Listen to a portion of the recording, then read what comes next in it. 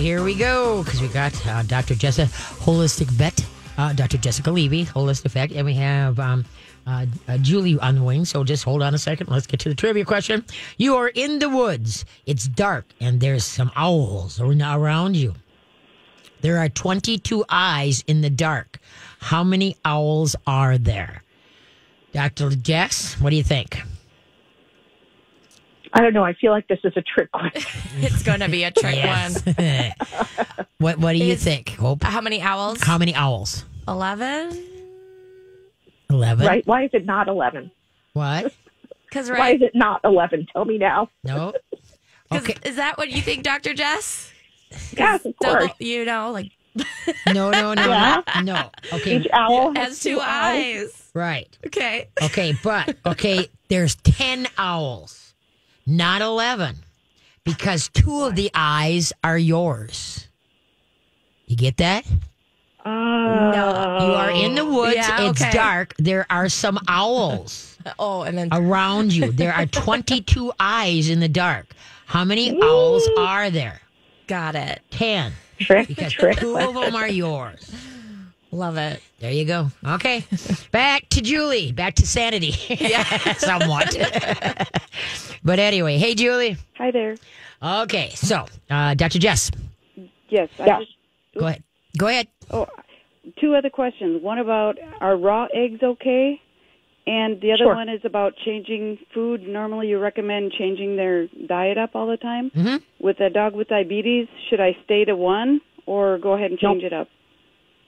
No, eventually you'll want to change. So first, when you're first transitioning to raw food, you just pick one thing that you think your dog will like, and that is not, that's kind of bland in some ways. So a lot of times I'll have people start with beef. Most dogs will do well on that, doesn't bother them. So first you just start with one thing. And if your transition takes you 2 weeks or 3 weeks and they're only getting that one protein during that time, that's fine.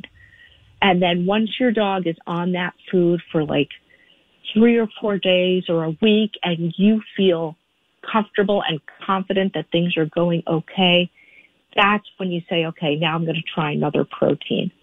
And then eventually you'll hit your rhythm of feeding a different protein every day or every 2 days or something like that. Okay. And what about raw eggs? Okay Sure. Or not? Yeah. Good? Okay. Okay, now, Dr. Jess, I heard something about feeding raw eggs, that if they eat too many egg whites, let's say you give them a raw egg every day, that it could break down in their system wrong. The yolks are fine, but there's an enzyme in the whites of the egg that can do something wackadoodle. What's your thoughts? Yeah, so there's something about how one part of the egg has an enzyme that breaks down biotin or something like that, but luckily for us, the other part of the egg has loads and loads of biotin. Okay. So realistically, it does not matter. We're fine. Okay, sounds good. Yeah. Okay. I think the main thing about eggs is that the eggs should be organic in order to have any health benefits at all, in order to have any nutritional content. Okay, got a question. Eat good eggs. Okay, now, is there anything, if Julie's got a diabetic dog, okay, and then with people with diabetic cats, is there any way that you can test the numbers on the dog or the cat? They don't have to do an office visit, or is it? What's your thoughts on that? Of course. Okay. How can they do that? Yeah, people use home glucometers all the time. Just ask your vet to show you how. Okay. So because you have to get. There are certain brands of glucometers that are going to be more accurate than others. There's ones that are made specifically for dogs and cats. But yes, it's definitely something that you can do at home. I think it's probably more important to monitor their behavior, because you wouldn't necessarily want to change what you're doing every day based on a blood sugar reading. Okay. Well, I was thinking a blood sugar reading maybe once a week. Excuse me, what my thought was. Spot check. Yeah. Every time you change something with a diabetic, so every time you make a change in the diet or introduce a new supplement or something like that, you need to give them a couple of weeks to acclimate to it. So Okay. You just basically have to wait it out and not react to, as long as the blood sugar isn't going low. Okay. You have to give their bodies time to adjust, basically. Okay. When you have diabetic dogs, it's really, really important to supplement with enzymes. You could use Animal Essentials, makes plant enzymes and probiotics. You could also use Prozyme, but an enzyme supplement is really important when you have diabetic animals. Okay. There are also specific supplements that I use from Standard Process with diabetics to support the pancreas. Okay, what's that? I use Standard Process Pancreatrophin PMG. But if the dog has been fed dry food all along, I would use Canine Enteric Support, ENTERIC, and Pancreatrophin PMG. So the Canine Enteric Support by Standard Process is made for dogs. Tells you how much to give on the bottle. Okay. And then the Pancreatrophin PMG is made for humans. It comes as little tablets, and I would dose depending on the size of the dog. So for a dog like this, maybe start with 1 tablet twice a day, and after a week, go to 2 tablets twice a day, because you're trying to stabilize pancreatic function. Okay. And that will allow you to use a relatively low dose of insulin. Oh, nice. Okay, does that help? Well, let's just like with human diabetics, you can't try to control your diabetes with insulin if you're not, doing the diet part of it too. Right. Okay, does that help you, Julie? It sure does. I was just wondering, where do I get those enzymes? As far as the enzymes, checking downs, or yeah, the enzymes you can find at most small pet food stores. Enzyme supplements are pretty common. Okay. The Standard Process, though, you can only get like at health food stores or like the Sassafras. Health food stores don't sell it. Sassafras and White Bear Lake sells them, Yep. or you can contact me and I can give you the information for how to get them. Okay. Super. Thank you so much. Oh, well, thanks for the call. Now onward and upward, right? Yep, thank you. Take care. Bye-bye. But yeah, Standard Process, Sassafras Health Store in White Bear Lake. They carry a lot of the supplements of Standard Process for both humans and for the cats and the dogs. That we because if you go to their website, Standard Process, it basically tells you locations that carry their products. Not That's because you're supposed to buy them through a healthcare provider. correct. And so, I have an account with them. The woman who owns Sassafras has an account with them. Yeah, there you go. Oh, do you carry Standard Process so they can get it through you? Yeah. Oh, I didn't know that. Why didn't you say you? I use their supplements all the time in practice. Well, I know that, but I didn't know you. They're such a reliable brand. Yeah, really. I know. You've gotten them from me, Katie. I guess I told you my brain is the last month is it's totally fried. So I'm sorry. Yeah. Too much input. Wow, but it's a challenge nowadays to have a diabetic animal in general, given what's happened to insulin prices. Oh, no kidding. That's I have totally forgot about that. Anything you can do to reduce the dose of insulin you have to give is, kind of a blessing. Yeah, that is. I totally spaced that one out because the neighbor has that automatic injection. Mm-hmm. Is what he has, and so that's another thing in itself. But oh well, hold on a sec. We got to run, and we're going to come back. We got another question, I think, for you here. Another about food rotation. So hold on, and then now it's yours. Wait a minute. Where in your house can you see the following sequence of numbers? 28, 29, 30, 31, and then 1. We'll be back. All right. Thanks again. Appreciate you tuning in. There we go. In your house, sorry about that. Where in your house can you see the following sequence of numbers? 28, 29, 30, 31, 1. Hope, what you thinking? On a calendar. Ding, ding, ding, ding. There you go. Do you have your helper today? I have not had a helper today. Oh, look at you. Look at you.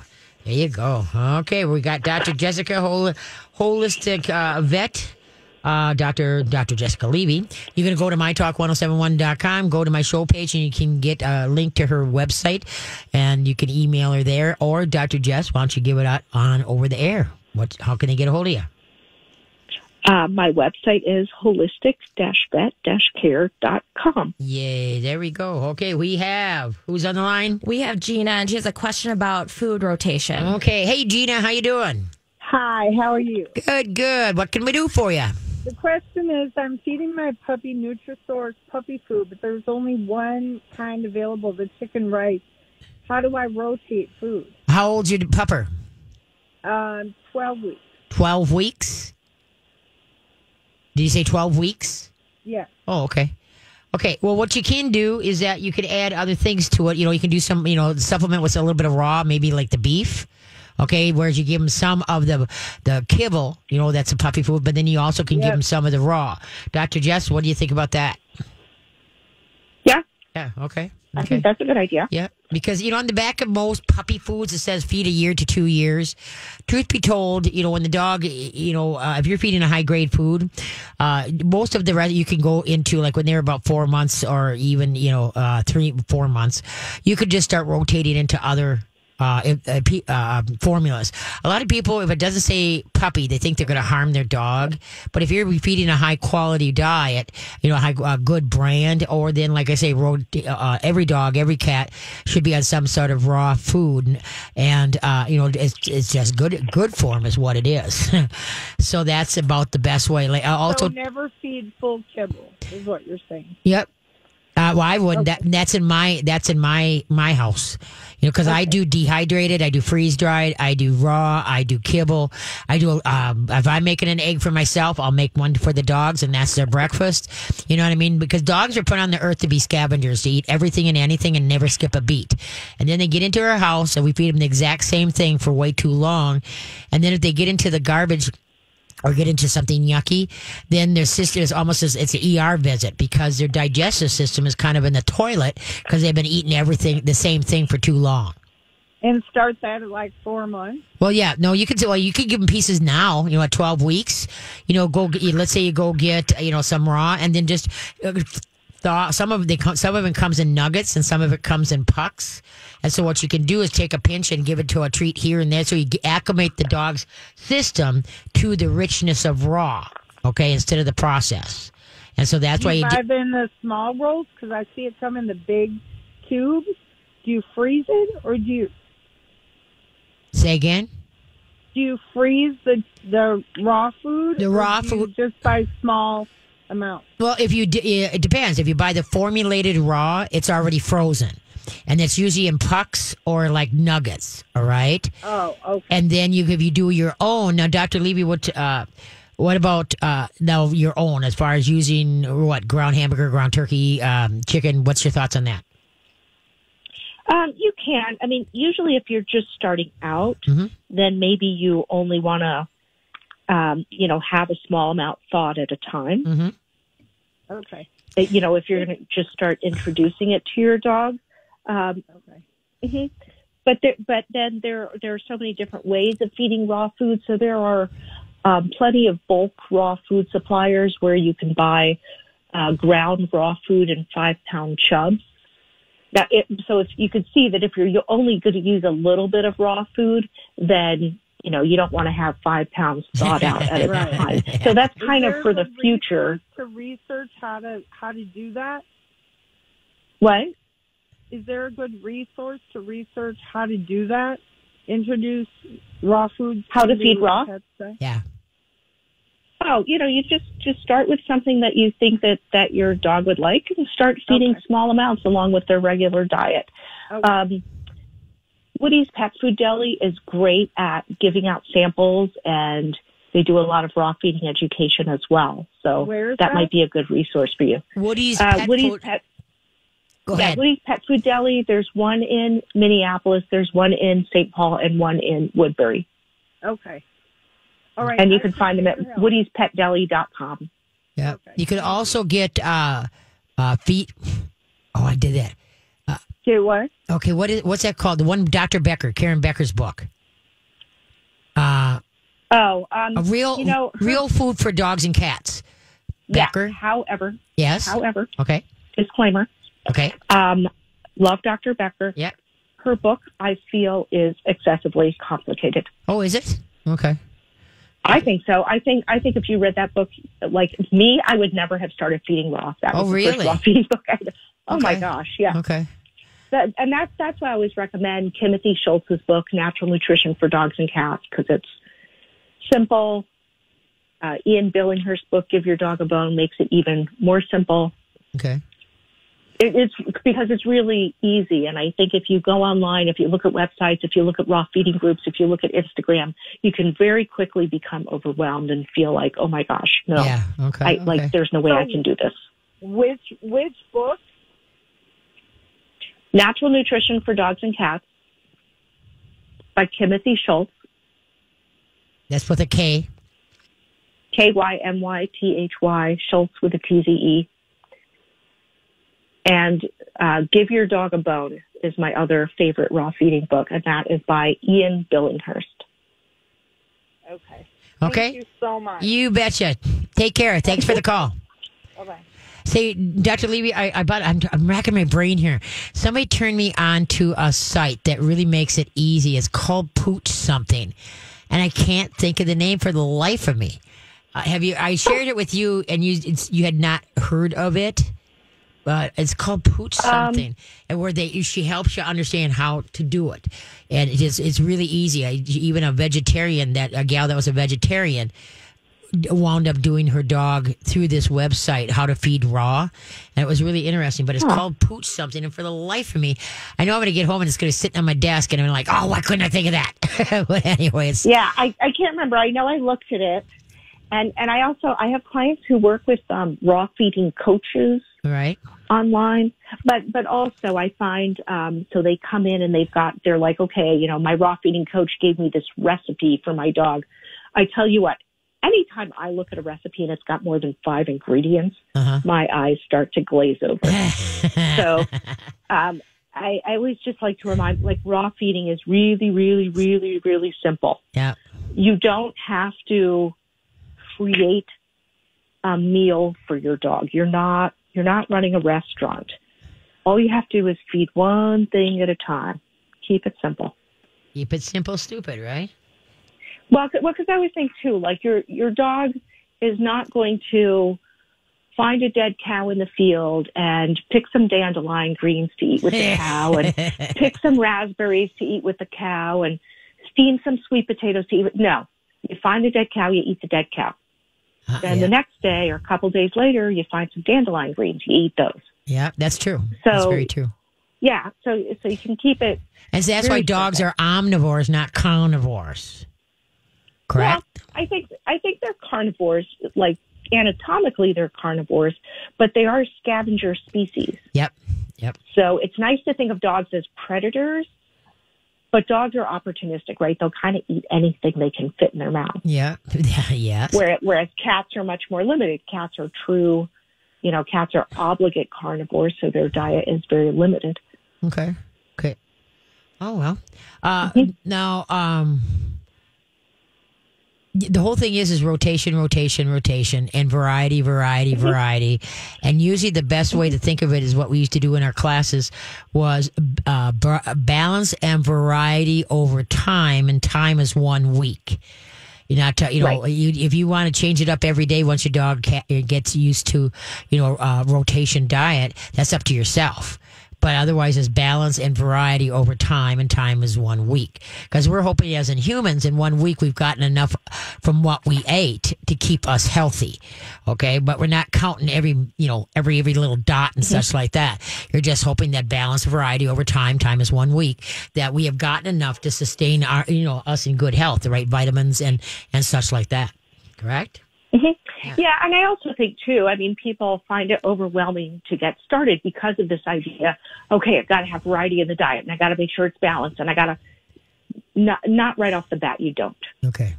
Yep, that's good. So start simple. Start with something that seems feasible to you, something that you can do, and then as you get better at it, then you can introduce more variety as you get comfortable with it. Like I tell everybody, my biggest stumbling block was remembering that my dog's food was frozen and I had to thaw it if I wanted to feed them. If I had to think about balance and variety at the same time, I would have gone insane. That would never have happened. That's true. So first I had to train myself to thaw the dog's food. And my dogs ate a lot of eggs in those early days. Well, there's nothing wrong with that. Okay, yeah. hold on. We got to run to break, so we're going to hold on. And here we go. Which moves faster than you? Heat or cold? Which moves faster than you? Heat or cold? Be back.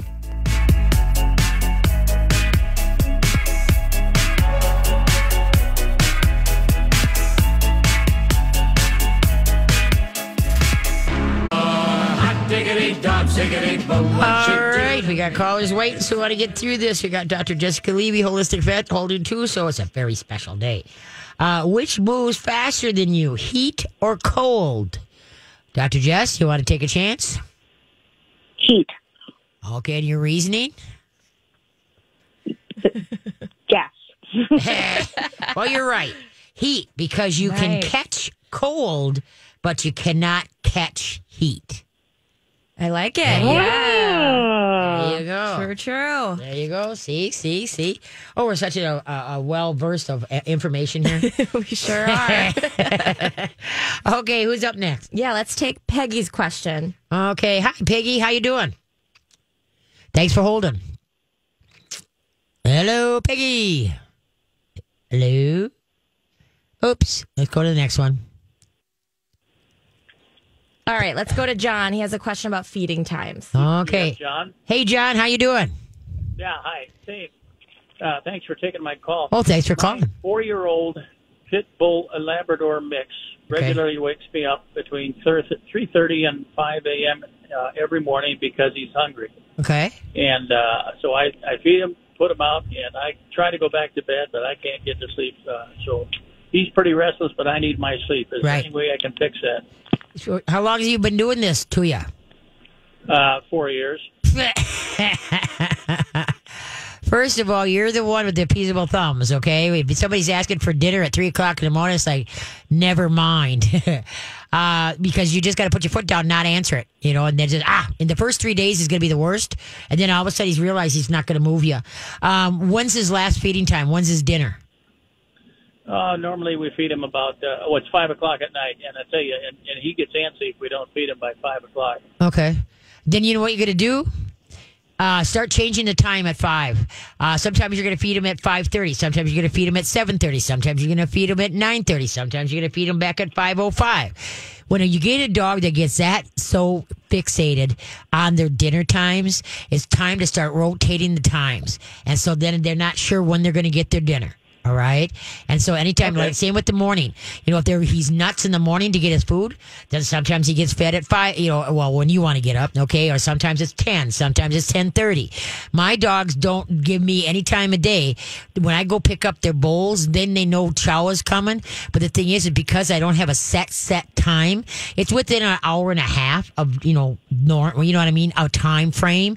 So that their cue is when I, collect the, put the bowls out to put the food in. Then but mine are just, they don't go nuts or anything like that. But if you start rotating the feeding times, and don't answer that 3 o'clock or 5 o'clock in the morning, just tell him, now, where does he sleep? Say that again, please. Where does he sleep? Anywhere around the house. Sometimes in our bedroom, but usually it's in the living room or the basement. Okay, so then how does he wake you up? He comes in and whines. Okay, and then what do you do? I get up. Okay. I get up and feed him, and if we don't, he just whines louder. Okay, so then what you're going to do is get his plant mister, okay, fill it with water, set it on stream, keep it next to your bed, and when he starts whining, you give him a deep growl and go, quiet, and then blast him with the water. Blast, quiet. And then after the first 5 or 6 times, then you're going to go, quiet. If he doesn't, then he gets the blast. But at first it's blast, quiet, and then that's 5 or 6 times, and then it's quiet, then blast. And so that's what you just want to do. Don't get out of bed. Okay, you run that house, not the dog. Don't answer him. Don't say a word other than blast, quiet. That's it. Don't say we're not going to do this. Don't engage conversation. He's looking for interaction, but the only interaction he's going to get is not good interaction. But then, like I said, by rotating the feed times, that's going to help undo that process. And you just got to stick to your guns. If you have to, you go outside. If he's being too big of a pest, you just go on to something else. Maybe go for a car ride. That's 15 minutes. Just change the times and eventually rotate it and keep them rotated. Don't get back into set feeding times. Okay, sounds good. Okay, and then let me know how it's working because every day. But just hang in there. Thank you very much. Bye. Yeah, you just got to hang in there because that's huge. Everybody, what they do when a dog barks or whines, they answer them or give them what they want to shut them up. Well, then now the dog is training you, and now as you can see, it's been 4 years of that, and it's kind of like nobody's getting me to move at 3:00 in the morning, unless my daughter's coming in from Alaska. That's a good reason, though. There you go. Okay, Dr. Jess, you still with us? Mm-hmm. Okay, let's see if this last call, if you is for you because it's about cat food, and so then let's go to Lynn. Yes. Hey, Lynn. Hi. How you doing? Good. Good. What can we do for you? Well, Katie, I have a feeding question too, but this one is about my cat. Mm-hmm. She's going to be 13, and she eats wet and dry, but in the last couple weeks, she stopped eating her dry. Mm-hmm. So I changed the food, something similar what she had. She didn't like that, but now I found one that she'll eat a little bit, but she only eats very little every day. Who are you talking about? Are you talking about the dry or the dry? Yeah. Does she need the dry that much? No, she's a smart cat. She knows that's not good for her. Okay. So anyway, but you can do the same, Dr. Levy. You can do the same thing with cats too to try to get them on some kind of some raw diet along with the grain-free canned food. Well, I tried the raw and she don't. But she wouldn't eat it. But so you got to remember. I have her on quality food and stuff. Mm-hmm. But you got to remember, cats take change if they haven't been brought up with change. My Adeline that was born on the farm, she will eat anything that ain't nailed down. And the thing you could put anything you want. I can put supplements in her food and she don't care. She just woofs it right up. But now, Dr. Levy, because cats take change slowly. Most cats do if they don't they haven't had a rotation diet. She's going to be 13, so. Right. And she is eating the canned food? Yep. She's eating the canned food. Okay. But she's not eating the dry. She eats the canned food, but it's the dry food that she's not eating as much. And I just... That's okay. You would just throw away the dry food. Yep. Cats don't need that. Yep. But even with canned food, you want to have some variety. So make sure that you're using grain-free canned food. I have like 4 cans open because she never wants the same one. Yeah. And it's very typical of cats as they get older, right? So you have to use different brands, different proteins, different flavors, different all the time.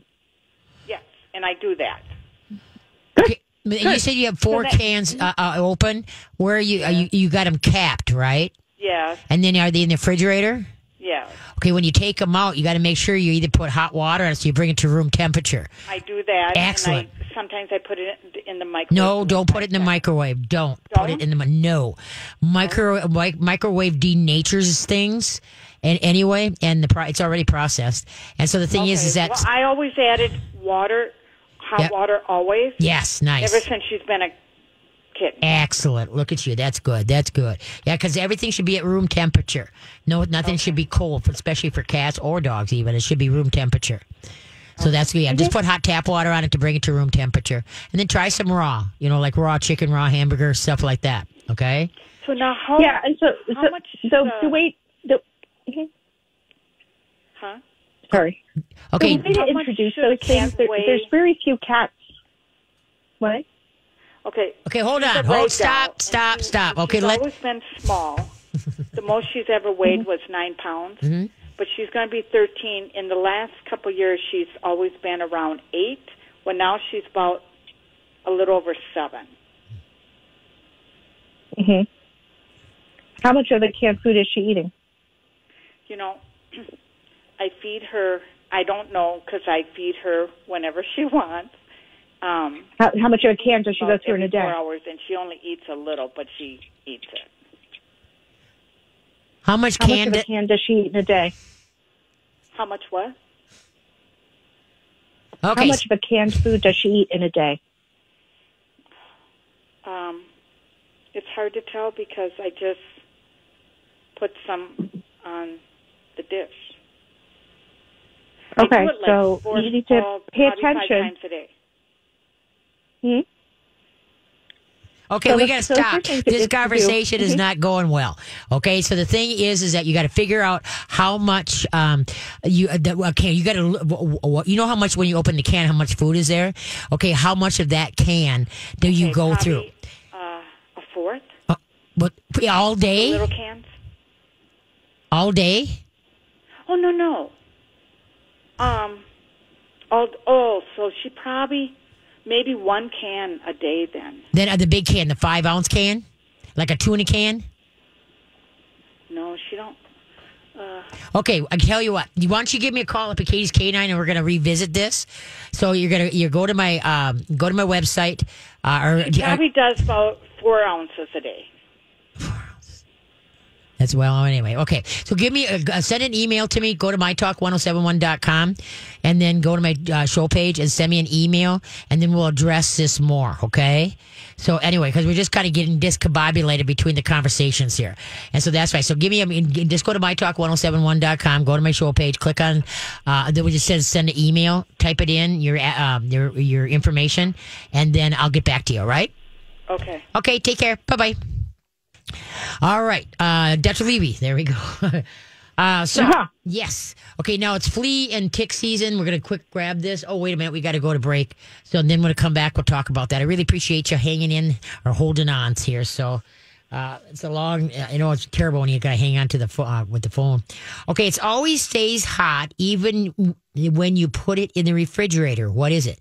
It always stays hot even when you put it in the refrigerator. What is it? We'll be back. All right, we're winding her down. Okay, it always stays hot even when you put it in the refrigerator. What is it? I'm stumped on this one. Dr. Jessica? Hot sauce. Oh, that's close. That's a good one. That's very good. Yeah. Hot peppers is what they got, but hot sauce would work. Nice. You were thinking just perfect there, and that's really good. Okay, Sometimes it works. Yes, sometimes we make it, don't we? So, I guess I mentioned fleas and ticks, but is there anything else that you want to say about the thyroid?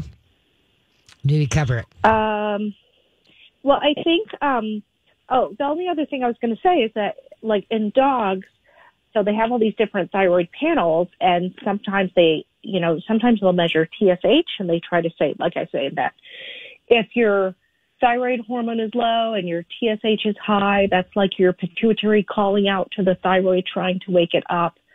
And so in humans, I know often I think they just measure a TSH. Okay. But at least in dogs, I don't know about humans, at least in dogs, that is unreliable. Oh, okay. And so... so then what's the next step? The next step is, if I have a patient that I suspect is hypothyroid and I just want to get a reliable result without having to break my brain over this, I send the blood sample to Jean Dodds at Hemopet in California. Yep. I love Jean Dodds. Jean Dodds runs a laboratory called Hemopet, and she is kind of the queen of hypothyroidism. Now, granted, if you read her book about hypothyroidism in dogs, you start to think that every dog is probably hypothyroid. Okay. But realistically, she does all these different kinds of thyroid panels, but she also takes into account the age, the sex, the weight, the breed. And so based on those, I've had times where she has come back and said, okay, even though the value is within the normal range for this dog, this breed, this sex, this dog is hypothyroid. Yeah. So that I find very helpful. Okay. Well, I'll be dang. So Dr. Jean Dodds, hemopet.org, I believe it is. Hemopet.org. Yeah. So, that's pretty cool. Okay. And then do natural for fleas and ticks. The Seresto, they have had 75,000, the Seresto collars. They've had 75,000 complaints on problems with the dogs wearing them, and there's been something like 1,400 deaths or 1,700 deaths. So that's why people, don't use chemicals. So we got the amber tick collar. But I think, Okay, go ahead. I think a lot of what I see is that people are so conditioned that you find one tick on your dog and it like translates into this national emergency. Yes. And now you must use toxic chemicals because, oh my gosh, you found a tick on your dog attached. And really, people, it is not the end of the world. Welcome to Minnesota. There you go. Land of ticks. You know, too. And what works is, I think, baby, you brought it up last time we talked about this, is a lint roller for run that over when the dog comes in, and that will grab a lot of ticks if they have any on there. You know, so a lint roller would be good. A flea comb will pick ticks also. You know, it'll also grab the deer ticks, the little ones. And so, and like I said, what I don't get is last year I picked probably, I'd say, at least 5-6 ticks off of me. I picked one off of Gilligan. I picked one off of Cat with a K, and that's it. And the thing, I picked more off of me than I did my animals. But when people find a tick, I know some people just can't handle a tick. I get it. I'm fine with it. But the thing is that, you know, like you say, they want to grab for all the repelling, that they keep, you know, all the chemicals so they don't have to pick a tick off their dog. And it's like, but what price is your dog or your cat paying?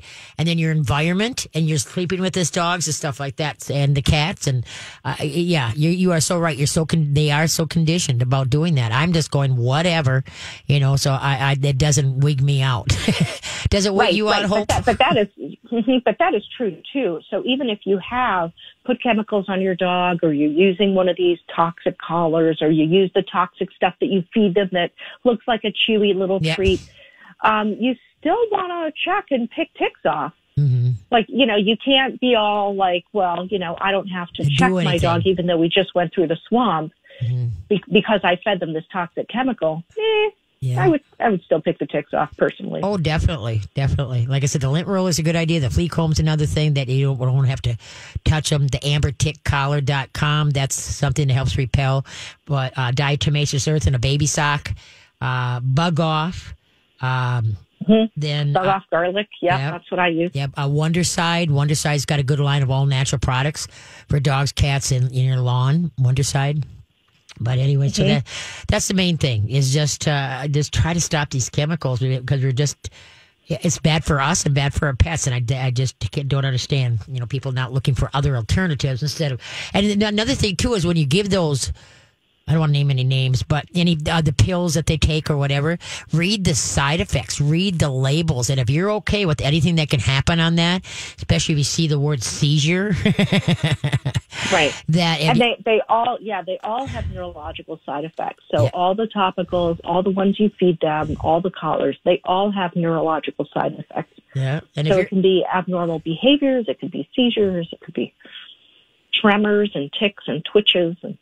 If you're okay with that, if your dog or cat that happens to them, if you're okay with that, well, go for it, I guess. I would not be okay for that. And they do, I'll say on them that they're not recommended for use in dogs that have a history of seizures. So FYI, if your dog has ever had a seizure, you're going to need to find a natural alternative anyway. And there's some that are so toxic to cats that if you give it to the dog and the dog lays in his bed and then gets up and the cat lays down, it gets into the bed, the cat, you know, gets it on his fur, it licks it off, and all of a sudden your cat is dead in 48 hours of renal failure. And it's because of... Right. Oh, that's another thing, too. Easter is coming up next week. Okay, and Easter lilies are very toxic to cats. I mean, highly toxic. Okay, are there worse? Wait a minute before I finish that sentence. Next week is Easter, and we will be doing a best of. And guess what the best of is, Jess? They had you this week, and they're going to have you next week. Aww. Next week's the best of is with our last time you were on, because it was such a cool show. But anyway, so no, Easter lilies are really, really toxic, and all lilies. If I'm not mistaken, isn't the Asiatic lily, like Stargazer and stuff like that, aren't those the more toxic? Are there any that are less toxic? Yeah, I don't know. I don't know. Because what people honestly, yeah. Go ahead. Not a plant expert. Yeah, because now I know sometimes cats, all they have to do is like brush, and then those the little particles from the little thingamaboppers on the inside, the inside the lily, those things that stick out, tubes or whatever the heck they are, they got like little dust on it. And as you know, I don't know the parts of a plant. Somewhere a plant biologist. There we go. There, I know. They're screaming at the radio right now. And so the cat can just rub up and get a little bit of that on their fur, and then they go to lick it, and 48 hours, your cat can be dead. So if you get any, and I've never been a fan, I love the stargazer lily. Oh, I love the smell of that. But the thing is that I can't have it. It's because I got too many cats.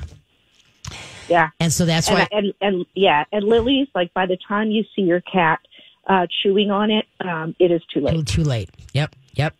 And so if you have not already left for the emergency hospital, but even that might not be fast enough. No kidding. So that's why don't give Easter lilies to anybody that has got cats, or any kind of lily to anybody that's got cats. And so, because like I said, it's not, you can't say, well, I'm just going to have it out for like a day or, on the table, and then I'm going to get rid of it. That it doesn't work that way. All it takes is one time for your cat to get it. And we all know the cats can get everywhere. And are you willing to risk that chance? And so that's why I totally spaced out that next week is Easter. And so number one is the best of. And then also the lily thing with cats. So make sure you spread the word. And don't give 8 lilies to, see me, I always thought lilies with death. I don't know why. Easter lilies especially drives me over a tree. The all white ones. Oh, Easter lilies. I thought it was calla lilies that. What? That have, I don't know, some association with death. I don't know. Yeah, I don't know. Well, no, I'm just talking about not they're associated, like gladiolas, I associate with sprays at our funeral homes, type thing. That's what I'm talking about. Yeah, what you see. Well, anyway, let's not go down that road. Dr. Jessica, can't thank you enough for taking your time to be a part of the show once again. And how can people get a hold of you? Through my website at holistic-vet-care.com. Well, hopefully we didn't crank your neck a little bit and your arms that you're going to be having neurological problems the rest of the day holding your phone. So, but I greatly appreciate it. Oh, there you go. Thank you so much. You have a great Easter, and thanks for let us bending your ear today. Okay, take care. You bet. Thank you. Bye-bye. All right. Yeah. So next week is Best of, and obviously it's with Dr. Jess, and because it was a good show. And then, like I say, I can't stress enough. Anybody that has cats, don't let lilies in your house, because sometimes they just chew on a leaf. That can do it. It's not necessarily the flower itself. Wow. And so, my daughter, unfortunately, her neighbor got. This is a couple years ago. The neighbors got a nice spray of lilies for Easter. Sure. And they had a cat. Cat was dead in 48 hours. Yeah, and Cassandra had to see because Cassandra, she went to be not a vet, assistant, type thing. Okay. And she went 4 years vet school to be that, not vet school, but to be instead of just a receptionist, she could help with the surgery and stuff like that. Okay. So she knows a lot. Right. And anyway, so the neighbor called her up, knowing that she knew stuff, and she said, "Mom, I've never seen anything." Leave like that. I can't believe it's that quick.